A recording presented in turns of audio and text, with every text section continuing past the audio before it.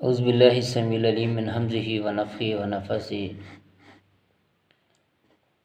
عورت کا خوشبو لگا کر نکلنا ایک طرح کی زناکاری ہے۔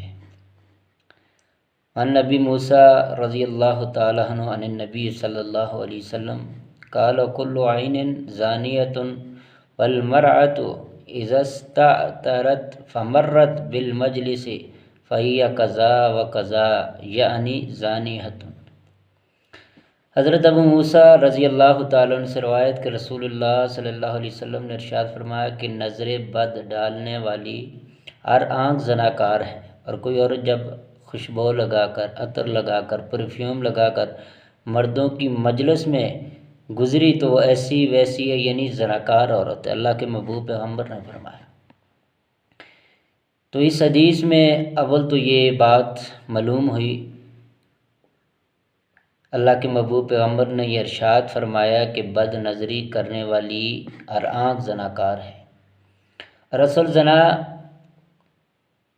یہ حکم صرف مردوں اور عورتوں دونوں کے لیے، صرف یہ نہیں عورتوں کے لیے، مردوں عورتوں دونوں کے لیے کہ ہر آنکھ ان کی زنا کرتی ہے۔ اور جو مرد نامحرم عورتوں کو دیکھے یا جو عورت نامحرم مردوں کو دیکھے، تاک تاک کر، جھانک جھانک کر دیکھے، تو ایسے مرد اور عورت کی آنکھ زناکار ہے۔ ایک حدیث میں ارشاد فرمایا کہ آنکھوں کا زنا کیا ہے؟ دیکھنا ہے، اور کانوں کا زنا سننا ہے، زبان کا زنا بات کرنا ہے، ہاتھوں کا زنا پکڑنا ہے، پاؤں کا زنا کیا ہے کہ چل کر بدکاری کی طرف، غلط کام کی طرف جانا ہے۔ اور اسی طرح فرمایا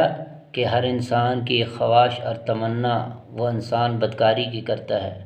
اور شرمگاہ جو ہوتی ہے اس کی امید کو جٹلا بھی دیتی ہے، سچا بھی کر دیتی ہے۔ معلوم ہوا کہ دونوں شرمگاہوں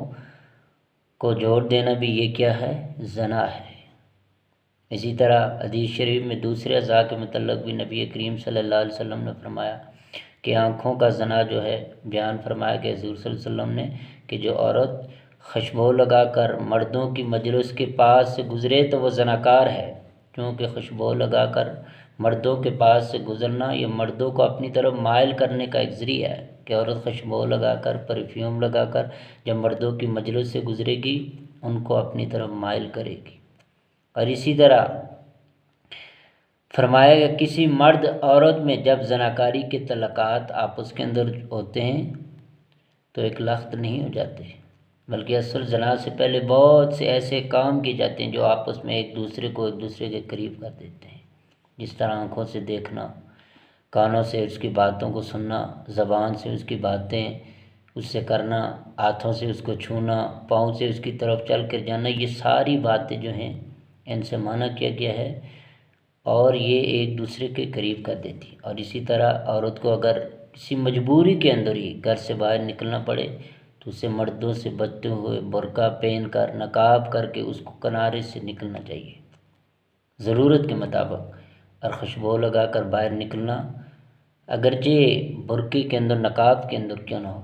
شریعت کے نزدیک یہ اتنی بری بات ہے، رسول اللہ صلی اللہ علیہ وسلم نے